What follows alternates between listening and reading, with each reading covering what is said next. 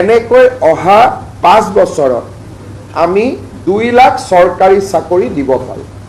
এই দুটা প্ৰমিস 2 লাখ চৰকাৰী চাকৰি ইউচিচি আমি অলৰেডি কাম আৰম্ভ কৰিলোঁ। গতিকে ৰাইজক দিয়া প্ৰতিশ্ৰুতিখিনি আমি আখৰে আখৰে পালন কৰিম। আমাৰ কেবিনেটে 2 লাখ চৰকাৰী চাকৰি আমি কি ধৰণে কেনেকৈ দিব পাৰিম এই বিষয়ে সিদ্ধান্ত ল'বৰ কাৰণে মুখ্য সচিবৰ অধীনত এটা টাস্ক ফোৰ্স গঠন কৰি দিছে আৰু 3 মাহৰ ভিতৰত এই টাস্ক ফোৰ্সে ৰিপৰ্ট দিব যে কেনেকৈ অহা 5 বছৰত আমি 2 লাখ চৰকাৰী চাকৰি দিব পাৰোঁ। অৰ্থাৎ মুখ্য সচিব ডাঙৰীয়াই প্ৰতিটো বিভাগৰ লগত কথা পাতি চৰকাৰী বা চৰকাৰৰ দ্বাৰা নিয়ন্ত্ৰিত বিভিন্ন কৰ্পোৰেশ্যন আমাৰ বিশ্ববিদ্যালয় 6 শিডিউলৰ কাউন্সিল এই গোটেইবিলাকত মিলি অহা 5 বছৰত আমি কেনেকৈ 2 লাখ যুৱক যুৱতীক চৰকাৰী চাকৰি দিব পাৰোঁ তাৰ বিষয়ে প্ৰতিবেদন এখন দিবৰ কাৰণে মুখ্য সচিব ডাঙৰীয়াৰ অধীনত এটা টাস্ক ফোৰ্স গঠন কৰি দিছে যাতে আমি আমাৰ যিটো অসমৰ যুৱক যুৱতী সকলকে যি প্ৰতিশ্ৰুতি আছিল তাক যাতে আমি ৰাখিব পাৰোঁ বা তাক যাতে আমি পালন কৰিব পাৰোঁ। মাত্ৰ 4টা বিষয় আহিব।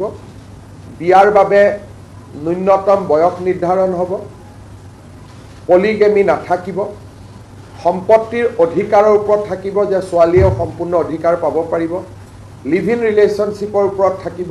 এই ধৰণে ধৰ্মীয় পৰম্পৰাক কোনো ধৰণে হস্তক্ষেপ নকৰাকৈ আন বিষয়সমূহতে ইউচিচি আহিব, যেনেকৈ এটাতকৈ অধিক বিয়া নকৰোৱা, সম্পত্তিৰ অধিকাৰ ছোৱালীলৈকে আগবঢ়োৱা, আমাৰ মেৰেজত কম্পালচৰি ৰেজিষ্ট্ৰেশ্যন প্ৰয়োজন বা বিবাহ বিচ্ছেদৰ নিয়ম কেনেকুৱা হ'ব। গতিকে ইউচিচিত এটা স্পষ্টীকৰণ হিচাপে মই আগবঢ়াইছোঁ যে জনজাতীয় লোকসকলক এই ইউচিচিৰ আওতাৰ সম্পূৰ্ণ বাহিৰত ৰখা হ'ব আৰু ধৰ্মীয় ৰীতি নীতি পৰম্পৰা সি হিন্দুৰে হওক, ইছলামৰে হওক, খ্ৰীষ্টিয়ানৰে হওক বা কাষ্টমাৰী নীতিয়ে হওক এইবিলাক ইউচিচিৰ ভিতৰত নাহে। অৰ্থাৎ আগতে যেনেকৈ চলি আছিল সেইবিলাক তেনেকৈ চলি থাকিব।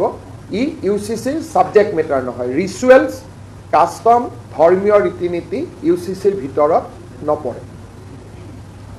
তৃতীয়তে আজি আমাৰ কেবিনেটে 2 লাখ চৰকাৰী চাকৰি আমি কি ধৰণে কেনেকৈ দিব পাৰিম এই বিষয়ে সিদ্ধান্ত ল'বৰ কাৰণে মুখ্য সচিবৰ অধীনত এটা টাস্ক ফোৰ্স গঠন কৰি দিছে আৰু 3 মাহৰ ভিতৰত এই টাস্ক ফোৰ্সে ৰিপৰ্ট দিব যে কেনেকৈ অহা 5 বছৰত আমি 2 লাখ চৰকাৰী চাকৰি দিব পাৰোঁ। অৰ্থাৎ মুখ্য সচিব ডাঙৰীয়াই প্ৰতিটো বিভাগৰ লগত কথা পাতি চৰকাৰী বা চৰকাৰৰ দ্বাৰা নিয়ন্ত্ৰিত বিভিন্ন কৰ্পোৰেশ্যন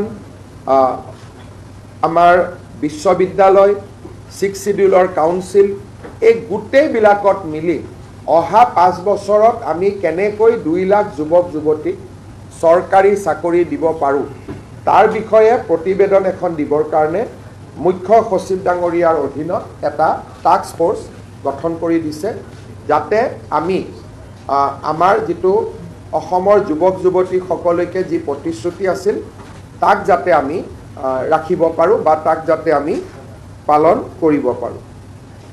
আজি আমাৰ কেবিনেটে ডক্টৰ ভূপেন হাজৰিকাৰ জন্ম জয়ন্তী সমাৰোহৰ সামৰণি অনুষ্ঠান অহা 8 ছেপ্টেম্বৰ তাৰিখে নতুন দিল্লীৰ ভাৰত মণ্ডপমত অনুষ্ঠিত কৰিবলৈ সিদ্ধান্ত গ্ৰহণ কৰিছে।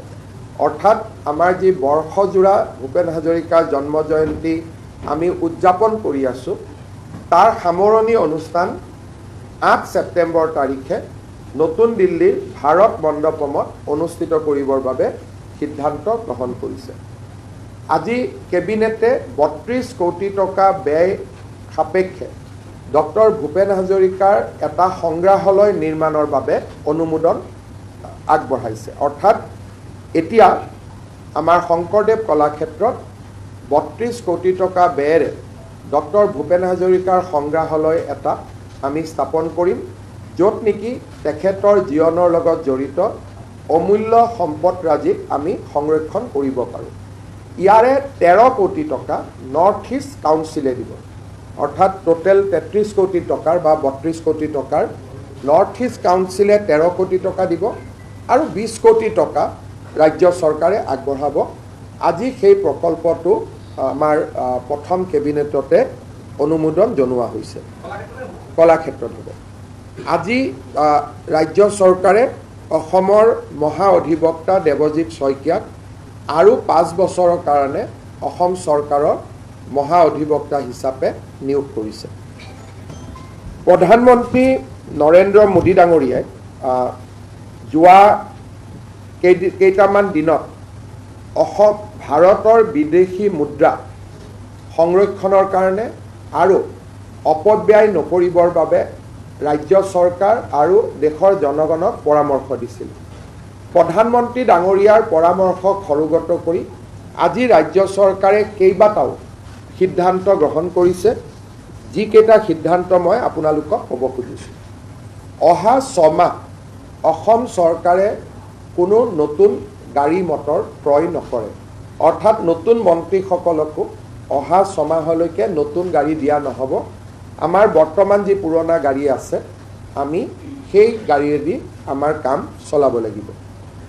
দ্বিতীয়তে যিকেইটা আমি অনুমতি ইতিমধ্যে দিলোঁ, কিন্তু অহা কালিৰ পৰা প্ৰযোজ্য হোৱাকৈ 6 মাহ কোনো চৰকাৰী বিষয়া নিজৰ খৰচতো বিদেশ ভ্ৰমণ নকৰিব। বহুত সময়ত মানুহে কয়, এজন অফিচাৰে কয় যে মই হলিডেত যাব কৈছোঁ থাইলেণ্ড, ছিংগাপুৰ, আৰু আমি এইটো লিবাৰেলি আমি অনুমতি দিওঁ। কিন্তু বৰ্তমান 6 মাহৰ কাৰণে এক্সেপ্ট মেডিকেল ৰিজনক বাদ দি কোনো চৰকাৰৰ মন্ত্ৰী বা বিষয়াই বা কৰ্মচাৰীয়ে বিদেশ ভ্ৰমণ কৰিব নোৱাৰিব। 6 মাহৰ কাৰণে বোথ অফিচিয়েল এণ্ড পাৰ্চনেল, কোনো ধৰণৰ অফিচিয়েলিও বিদেশ ভ্ৰমণ নকৰে আৰু ব্যক্তিগত টকা দিও বিদেশ ভ্ৰমণ নকৰে। চৰকাৰী বিদেশ ভ্ৰমণ অকল মুখ্যমন্ত্ৰীৰ আগতীয়া অনুমতিৰে সম্ভৱ হ'ব। কিন্তু চৰকাৰী বিদেশ ভ্ৰমণৰ ক্ষেত্ৰতো ছেমিনাৰ বা কনফাৰেন্সত আমি যিমান দূৰ সম্ভৱ হয় গুৱাহাটীৰ পৰাই ভিডিঅ' কনফাৰেন্সত অংশগ্ৰহণ কৰিবলৈ আমাৰ বিষয়াসকলক আমি অনুৰোধ কৰিছোঁ।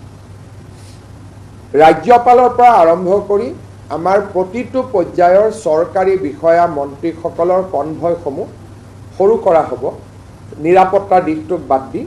তাৰ এই গোটেই কনভয়খিনি আমি সংখ্যা হ্ৰাস কৰিবৰ কাৰণে আজি আমি সিদ্ধান্ত লৈছোঁ। মন্ত্ৰী হওক, অফিচাৰ হওক বা মুখ্যমন্ত্ৰী হওক, ৰাজ্যপাল হওক, সকলোৰে কনভয়বিলাক ডাউন চাইজ কৰা হ'ব, এটলিষ্ট ফৰ নেক্সট 6 মান্থ।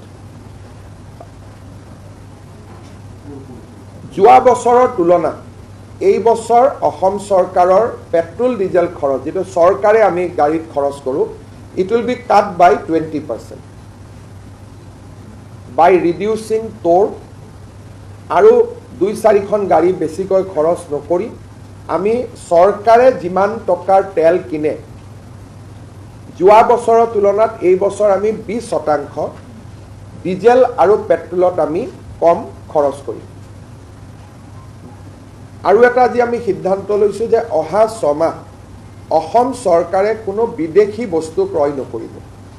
মোবাইলে হওক, কিবা আন যিকোনো আমাৰ বিভিন্ন সময়ত বিভিন্ন বস্তু আমি কিনি থাকোঁ। অহা 6 মাহ আমি কোনো ধৰণৰ বিদেশী বস্তু ক্ৰয় নকৰোঁ। চৰকাৰে, পাব্লিকে কৰিব পাৰে, চৰকাৰে আমি ক্ৰয় নকৰোঁ, যাতে আমি বিদেশী মুদ্ৰা সঞ্চয় কৰিব পাৰোঁ। আমি অহা 6 মাহ ছেমিনাৰ ৱৰ্কশ্বপ আমি একো নাপাতোঁ, যাতে মানুহ আহিবলগীয়া নহয়। কিন্তু through video' conference seminar workshop পাতি থাকিব পাৰিব। Physical seminar and workshop will not be held for next 6 month. চৰকাৰে যদি গাড়ী ভাড়া লয়, আমি EV ভেহিকলহে হায়াৰ কৰিবৰ বাবে সিদ্ধান্ত লৈছোঁ। আৰু যিমান অসমত ওল্ড ভেহিকল আছে 20 বছৰ 15 বছৰ পুৰণা যিমান পাৰি আমি স্ক্ৰেপিং কৰিবৰ কাৰণে আমি সিদ্ধান্ত লৈছোঁ গতিকে প্ৰধানমন্ত্ৰী ডাঙৰীয়াৰ আবেদনৰ লগত সংগতি ৰাখি আজি আমি এইকেইটা অস্ত্ৰেটি মিডিয়া গ্ৰহণ কৰিছোঁ 20% ফিউৱেল কাট এইটো এটা খুব ইম্পৰ্টেণ্ট যে আমি গভৰ্ণমেণ্টে এক্সপেণ্ডিচাৰ নকৰোঁ private foreign travels from government employees also' Ben convoy size will be reduce it will B down size আৰু যিমান পাৰোঁ আমি ভিডিঅ' মাধ্যমেৰে